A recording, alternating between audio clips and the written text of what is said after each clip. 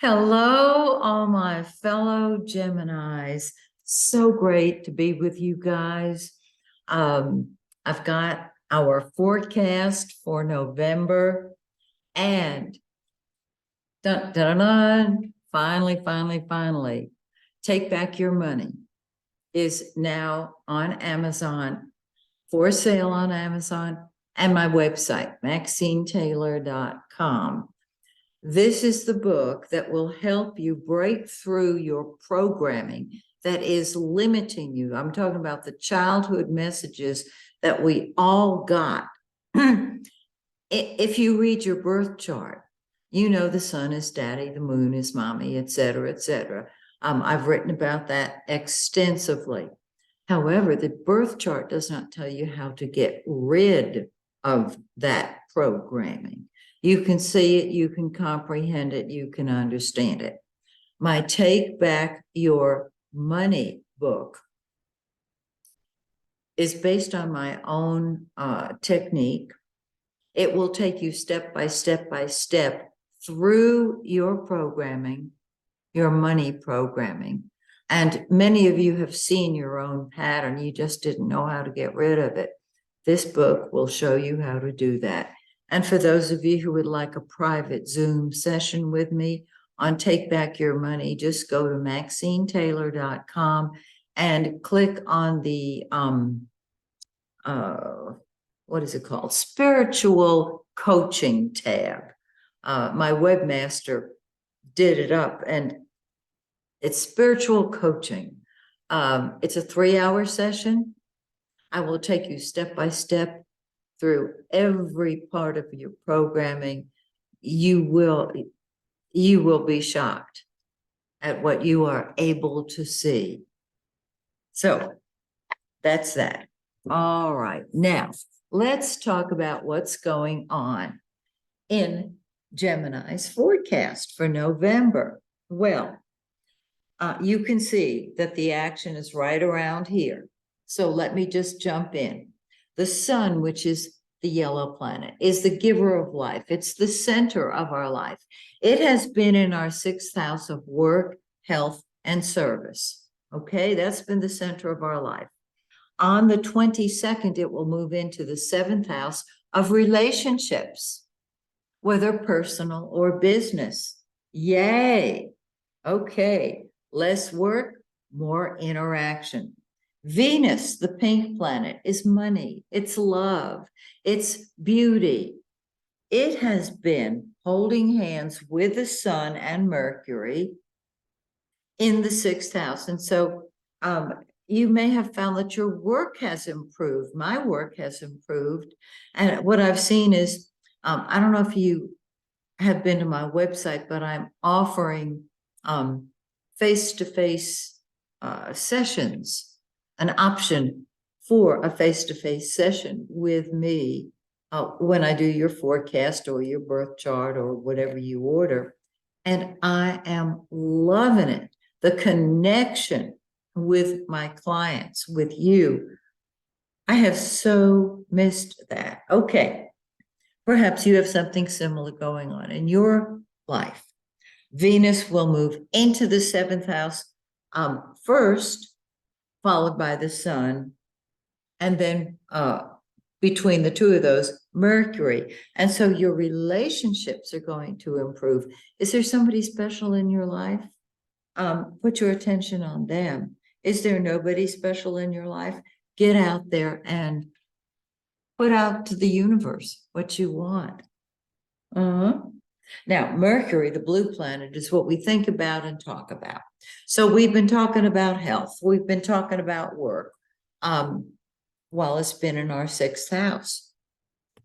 When Mercury, Venus, and the sun move into our 7th house, we will be out there being with people, giving them our attention, and you will attract people who want to talk about themselves. They will make themselves available. And it doesn't have to be in person either. This is just a great time for interacting with other people. Okay, now let's look at Jupiter. Jupiter is the great benefic, the greater benefic, meaning better than Venus, which is kind of a joke. These are the two good guys of the zodiac. Jupiter expands wherever it is. Well, it's in our 10th house of career, but it has been retrograde, and it will stay retrograde until the 23rd of November. Then it'll move into the shadow, but at least what should happen, according to what I've studied for the last 50 years, once Jupiter goes direct, it brings forth all of its promise, an expansion in your public image, an expansion of your career, oh yes, and an expansion of your money. And since Jupiter is in Pisces, which is what it co-rules, there is a very spiritual tone to your career. And so those of you who are involved in anything spiritual, give yourself some slack until the 23rd, and you'll see things moving forward then. Now, Mars is in our first house. And with Mars in our first house, we want to do what we want, when we want, how we want, because we want. But Mars is retrograde. Actually, it's retrograde till January, if I remember correctly. I've got it written down here somewhere, but it is definitely retrograde the month of November. And this means that our own personal energies, because it's our first house, are not expressing completely. Have you been tired lately?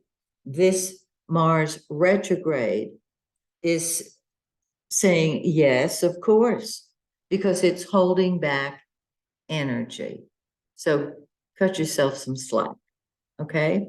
Now, on the 8th of the month, we have the midterm elections that day. We also have a full moon, and it is a lunar eclipse. Now, when we have a lunar eclipse, we feel an eclipse about a week before it occurs, and till the next pair of eclipses come along about 4 or 5 months later. On the full moon, things come to a head. On the day of the election, everything comes to a head. I'm just saying to people, all bets are off. All bets are off. And in your chart, in our chart, I should say, in the Gemini chart, this full moon takes place in the 12th house, the spirit plane, behind the scenes. We should be experiencing revelations, spiritual communion, and simply keeping everything private that we want kept private, because it's nobody's business, right? All right. On the new moon, which is the 23rd of the month, it falls in our 7th house of relationships. And so the 7th house gets an extra kick with this particular new moon. So have a wonderful November. And after Jupiter goes direct, just wait before you throw up your hands about your career, your public image. And I would suggest that perhaps you wait until Jupiter goes direct to start a new business or a new project. Okay? Okay. So have a wonderful November. Come back in December and we'll do it again. So till we meet again, may the stars shine brightly on you and yours. Bye for now.